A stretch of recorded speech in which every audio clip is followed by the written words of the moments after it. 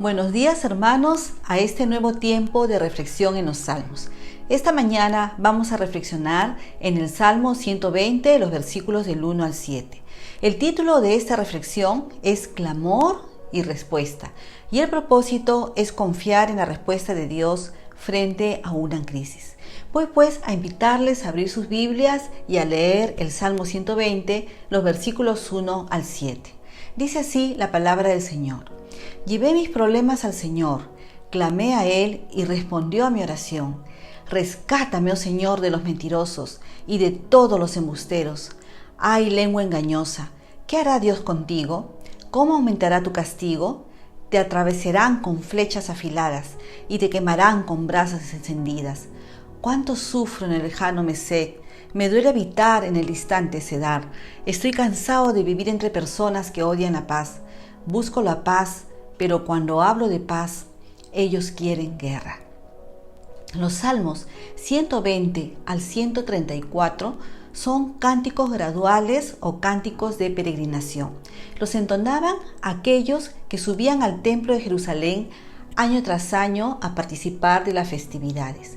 Cada salmo es como un peldaño más en el viaje, y este salmo en particular abre con las palabras del peregrino que se encontraba en una tierra distante y hostil.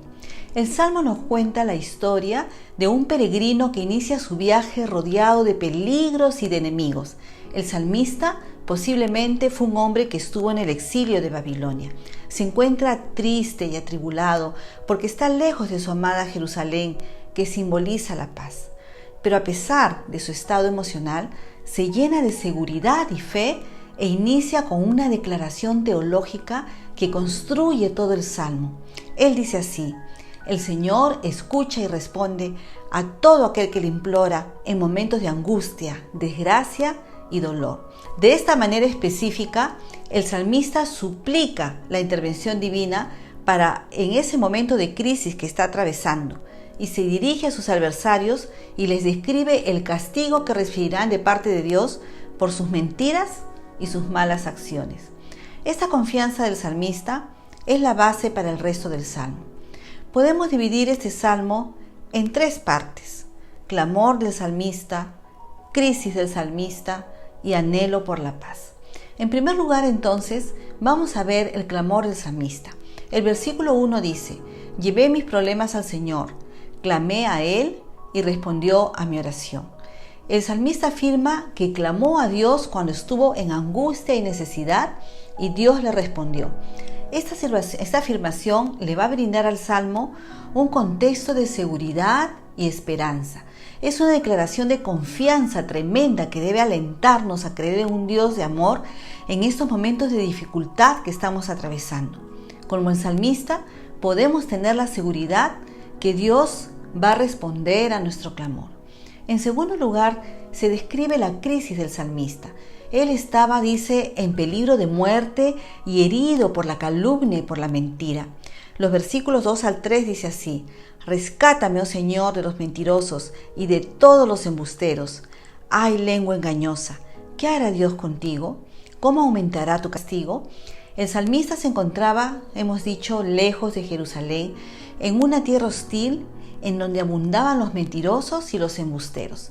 Todos los días el salmista sufría el ataque de esas lenguas venenosas que quizás se burlaban de su fe, que tal vez le acusaban de cosas que no eran verdad. Este hombre se siente entonces gravemente herido por la calumnia y por la mentira. Frente a este ataque mortal y persecución de sus enemigos, llega otra vez la respuesta de Dios en su auxilio. Dios responde a estos adversarios y mentirosos con poder, como si fuera un guerrero dispuesto a ir a la batalla, dice el versículo, con saetas ardientes. El versículo 3 lo especifica de esta manera: te atravesarán con flechas afiladas y te quemarán con brasas encendidas. Otra versión dice: agudas saetas del valiente con brasas de enebro. ¿Qué tal castigo? ¿Qué hará Dios con esas lenguas embusteras? Dice que serán traspasadas con flechas puntiagudas y ardientes. El salmista utiliza entonces la imagen de la retama o el enebro, en la versión que hemos leído, que fue una planta que era usada en la antigüedad como combustible, que producía carbones y brasas de una muy buena calidad. El enebro entonces generaba un tipo de calor intenso y duradero, un calor feroz. Esta imagen entonces alude a esas flechas incendiarias que envía Dios a los enemigos del salmista. Con fuego, con calor, los iba a castigar. Entonces, esto también nos da confianza, porque si has sido víctima de lenguas traicioneras engañosas, confía en Dios. Él dará un justo pago en su momento y será un castigo, como describe el salmista, tal vez ardiente y doloroso. Pero del mismo modo en que dice que va a castigar a los mentirosos que están en contra del justo, también nos insta a nosotros a desechar la mentira, a apartarnos de toda falsedad, porque nuestro Dios ama la verdad y detesta la mentira. Como dice Proverbios capítulo 6, versículos 16 al 19, 6 cosas aborrece Jehová, y aún 7 abomina su alma: los ojos altivos, la lengua mentirosa, las manos derramadoras de sangre inocente, el corazón que maquina pensamientos inicuos, los pies presurosos para correr al mal, el testigo falso que habla mentira y el que siembra discordia entre hermanos. Hablemos siempre con la verdad, alejémonos de la mentira.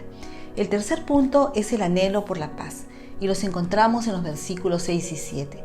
Dice así el salmista: estoy cansado de vivir entre personas que odian la paz. Busco la paz, pero cuando hablo de paz, ellos quieren guerra. El salmista, hemos dicho, se siente en el exilio, en un ambiente totalmente hostil y rodeado de personas perversas. El exilio ha sido algo violento. Es interesante las ciudades que menciona en el Salmo, porque Mesec, al norte de Israel, se caracterizaba justamente por tener guerreros muy violentos, y Cedar, en el sur, era una tribu nómada que gustaba también de la guerra. Entonces el salmista estaba fuera de casa, y aunque hablaba de paz, que era el sello distintivo de Sión o Jerusalén, que significa ciudad de paz, sus captores son personas que odian la paz. Jesús proclamó la paz y describió como dichosa y feliz a la gente que ama y construye la paz. Eso lo encontramos en el Evangelio de Mateo, capítulo 5, versículo 9. Dice así el Señor: bienaventurados los pacificadores, porque ellos serán llamados hijos de Dios. Seamos hombres y mujeres de paz. Aún en medio de una sociedad como la nuestra, que lejos de construir la paz, estamos viviendo en un país polarizado, ¿no? Hoy en día se ha polarizado la ciudad, se ha polarizado la gente, y hay extremos que se atacan los unos a los otros. Oremos por la paz, estando seguros, como el salmista, que de todo puede librarnos el poder de nuestro Dios. Como dijo alguien que leyó este salmo: al lado de una persona que clama, se levanta un Dios guerrero que interviene de forma liberadora. Clamemos, porque como el salmista podemos confiar que Dios nos va a liberar, que de Él va a venir la respuesta. Nos va a liberar del sufrimiento, nos va a liberar del castigo de la gente malvada que nos rodea, y nos va a liberar y nos va a dar paz. Vamos a terminar con 3 motivos de oración. En primer lugar, oremos sin cesar porque Dios manifieste su poder en esta crisis sanitaria.